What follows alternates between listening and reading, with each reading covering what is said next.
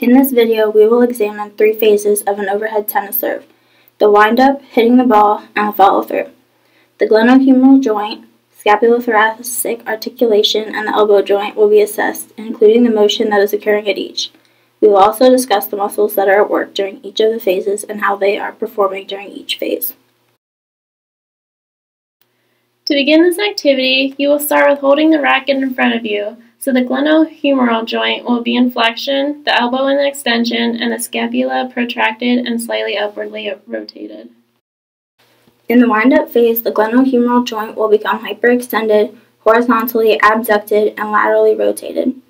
Shoulder hyperextension is the result of a concentric contraction of the latissimus dorsi and the posterior deltoid muscles. Horizontal abduction results when the posterior deltoid, infraspinatus, and teres minor muscles contract concentrically. When the infraspinatus, teres minor, and posterior deltoid muscles contract concentrically, the shoulder is then laterally rotated. Scapular retraction occurs at the scapulothoracic articulation. To cause this motion, the middle trapezius and rhomboid muscles act concentrically. The elbow is flexed in this phase. The muscles involved at the elbow are the biceps, brachialis, and brachioradialis. These muscles are contracting concentrically. Phase 2 is hitting the ball. The glenohumeral joint will be in flexion and lateral rotation and moving into extension during this phase. The posterior deltoid, latissimus dorsi, teres major, and pectoralis major are responsible for this motion. These muscles contract concentrically throughout the motion. At the scapula, there is upward rotation as well as protraction. For this motion to occur, the upper and lower trapezius muscles must contract concentrically. The serratus anterior contracts concentrically during this motion as well. The elbow is in extension during this phase.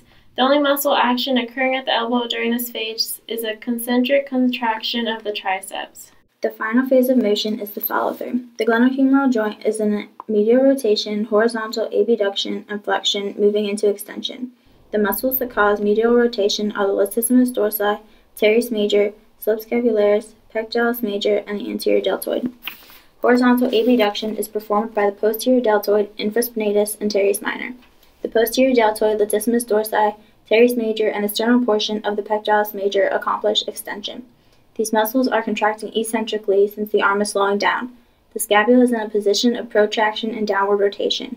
The serratus anterior and triceps muscles contract eccentrically to slow the arm down and to cause that protraction. The elbow is in flexion and the tricep muscle contracts eccentrically.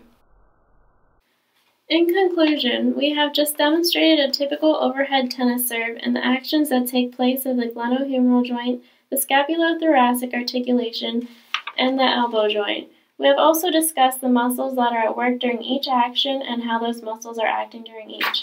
Also, the reason for the wind-up phase is because by moving your arm farther behind you, this motion stretches out the muscles acting at the glenohumeral joint, allowing a greater force when contracting.